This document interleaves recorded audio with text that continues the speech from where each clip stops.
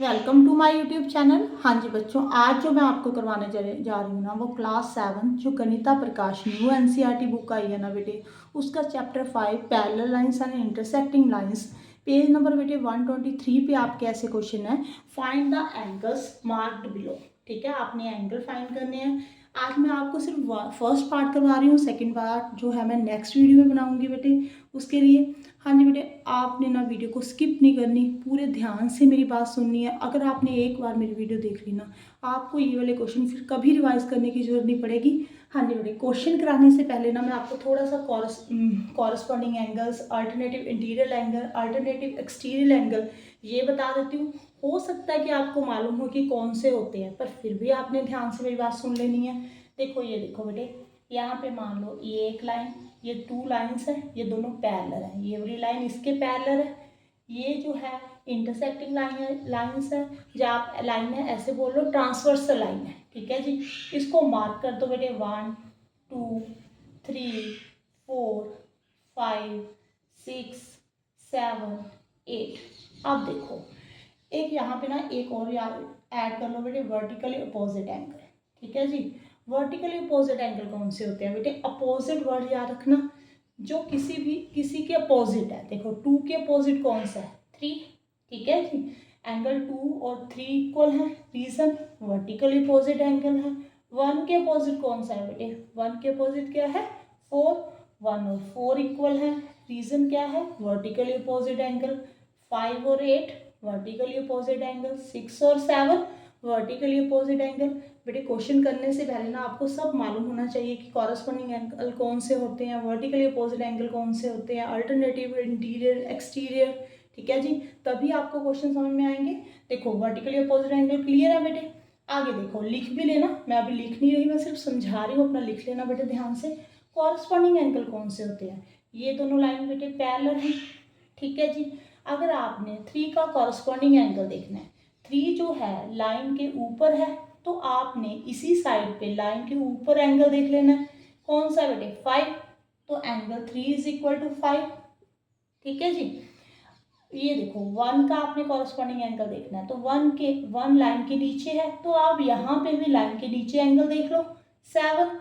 1 is equal to 7, ये भी corresponding angle है। अब आपने 4 का देखना है बेटे, ये देखो ये लाइन के क्या है? ऊपर है, सेम साइड पे देखना है, ये इस तरफ है ना, राइट हैंड साइड है।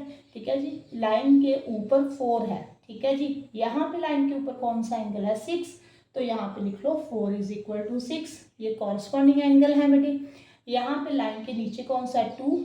ठीक है जी, 2 किसके इक्वल होगा? यहाँ पे लाइन के नीचे कौन सा है? 8, ये भी कॉरस्पॉन्डिंग एंगल है। आपने बस मेरी बात ऐसे ध्यान रखनी है कि आपने सेम साइड पे, अगर लाइन के ऊपर देख रहे हो तो इस तरफ ही लाइन के ऊपर देखना है, अगर लाइन के नीचे देख रहे हो तो लाइन के यहाँ पे भी नीचे देखना है। ठीक है जी, क्लियर? आगे देखो अल्टरनेटिव इंटीरियर एंगल, इसको याद करने के लिए ना आप ये याद रखना कि जेड बनता है यहाँ पे। ठीक है, यहाँ पे देखो ऐसे जेड बन रहा है ना, एंगल 2 इज इक्वल टू 5। ठीक है जी, अब यहाँ पे देखो ऐसे भी उल्टा जेड बन रहा है। ठीक है, यहाँ पे देखो ये 1 इज इक्वल टू 6। ये वाले जो एंगल होते हैं ना, अल्टरनेटिव इंटीरियर एंगल होते हैं। जेड याद रख लेना, अगर आपको ऐसे नहीं याद रहता तो ये देख लेना कि इंटीरियर एंगल, बीच वाले एंगल लाइन के, ठीक है जी, अपोजिट होने चाहिए। एक लाइन के इस तरफ होना चाहिए, एक लाइन के उस तरफ होना चाहिए। आपको जैसे ठीक लगे आप वैसे कर लेना। आगे देखो अल्टरनेटिव एक्सटीरियर एंगल बेटे, अब देखो ये लाइन के ऊपर होंगे, बाहर होंगे। ठीक है जी, ये देखो इस तरफ 4 है, तो आपने यहाँ पे भी लाइन के बाहर देखना है, कौन सा है? 7, बस उल्ट देखना है। ठीक है जी, आगे देखो यहाँ पे 3 है, यहाँ पे क्या होगा? 8। ओके बेटे, अब देखो, अब हम क्वेश्चन स्टार्ट करते हैं। अगर आपको ये कंसेप्ट क्लियर है ना, फिर आपको क्वेश्चन में कोई प्रॉब्लम नहीं आएगी। हाँ जी बेटे, अब देखो फर्स्ट क्वेश्चन जो है हमारा, यहाँ पे मैं रेस कर देती हूँ। ये देखो ये जो एरो दिए हुए है ना, इसका मतलब ये है कि ये वाली दोनों लाइंस क्या है? पैरेलल है। अब देखो यहाँ पे ना ऐसे एंगल बन रहा है, मैंने क्या बोला था? जेड बन रहा है, उल्टा जेड बन रहा है। ठीक है जी, तो यहाँ पे अगर ये 48 है तो ए कितना होगा? ये कौन से एंगल बन रहे हैं? अभी मैंने समझाया था 48। Reason alternative interior angle clear बेटे। अब यहाँ पे सेकंड पार्ट पे भी देख लो, सेम कंडीशन लगेगी। ये देखो ऐसी बन रहा है ये भी, बी इज इक्वल टू कितना होगा बेटे 52, ये अल्टरनेटिव इंटीरियर एंगल, ठीक है जी। अब सी पार्ट देखो बेटे, इसको आप टू मेथड के साथ कर सकते हो। देखो एक तो आप ऐसे ही कर सकते हो कि ये देखो ये ऐसे कर कर ऐसे बना रहा है, उल्टा जेड बना रहा है, ठीक है जी। अगर ये 81 है तो सी बी कितना होगा 81 होगा, ठीक है। आगे एक और कंडीशन बता देती हूँ बेटे, जो ये दोनों लाइनें पैरेलल है, ये ट्रांसवर्सल लाइन है, जो इंटीरियर एंगल होते हैं ना उनका सम जो होता है 180 होता है। इधर भी बेटे इधर वाले एंगल्स का सम भी 180 होता है। अगर आप ऐसे करना चाहते हो c plus 99 is equal to 180, ठीक है, फिर भी सॉल्व हो जाएगा। 180 माइनस 99 भी 81 ही होता है, ठीक है। इसका आपको साथ में रीज़न लिखना पड़ेगा कि same side on the transversal line sum of same side on the transversal line is 180, ठीक है जी। आगे यहाँ पे देखो, ये भी आप दोनों मेथड के साथ कर सकते हो। यहाँ पे क्या बन रहा है, जेड बन रहा है, सीधा ही जेड बन रहा है ऐसे, ठीक है जी।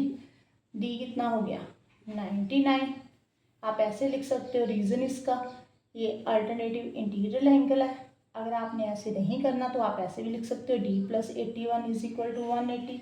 अभी मैंने आपको बताया कि सेम साइड वाले इंटीरियर एंगल का जो सम होता है वो 180 होता है। क्लियर है बेटे, ये 4 पार्ट हो गए। अब हम नेक्स्ट करते हैं, वेट फॉर अ मिनट।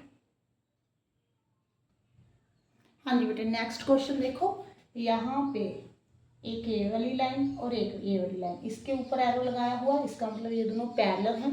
ये वाली जो लाइन है वो ट्रांसवर्सल है बेटे। यहाँ पे देखो ये क्या बन रहा है, ऐसे ऐसे ऐसे। मैंने क्या बोला था कि उल्टा जेड बनना चाहिए, सीधा जेड जैसे मर्जी बन जाए। यहाँ पे क्या होते हैं, अगर ये 69 है तो ई भी कितना होगा 69। रीज़न बेटे अल्टरनेटिव इंटीरियर एंगल इक्वल होते हैं, ओके।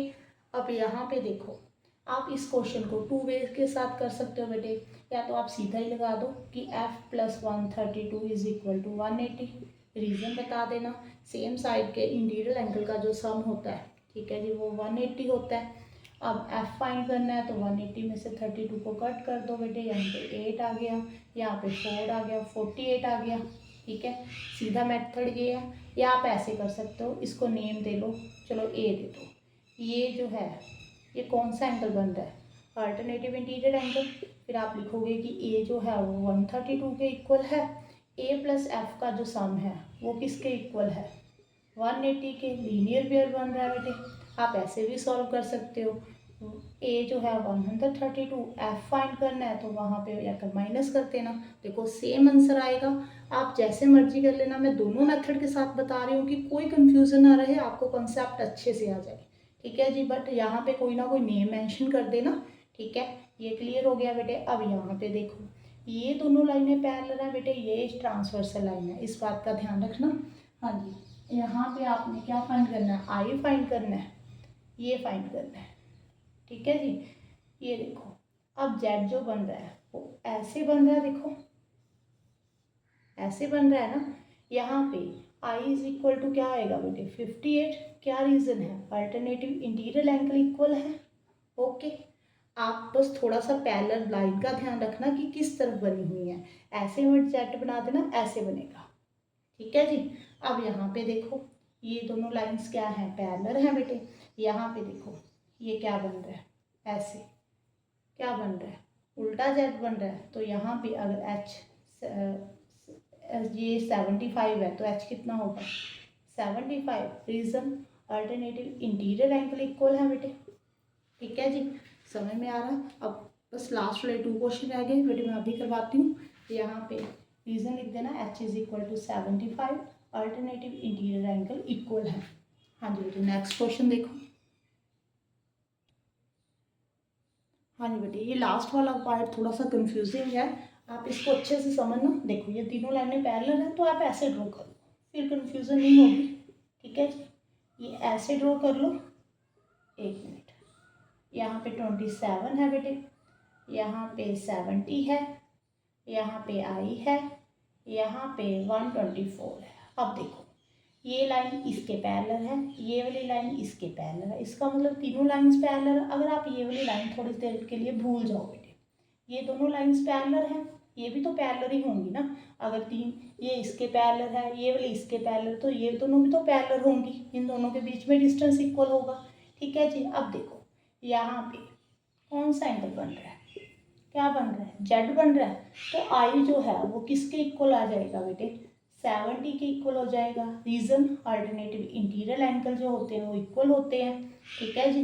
बस आपको ना थोड़ा सा क्वेश्चन को समझने में यहाँ पे प्रॉब्लम आ रही थी, नहीं तो क्वेश्चन कोई मुश्किल नहीं था। ऐसे सीधी बना लेना डायग्राम, फिर देखना, फिर आपको समझ में आ जाएगा बेटे। अगर वीडियो अच्छी लगे तो वीडियो को लाइक कर देना और चैनल को सब्सक्राइब कर देना बेटे, आगे इसका सेकंड पार्ट देखने के लिए। ठीक है जी। और कमेंट बॉक्स में बताना कि आपको समझ में आ रहा है, आपको मेरी वीडियो कैसी लग रही है। Thank you for watching.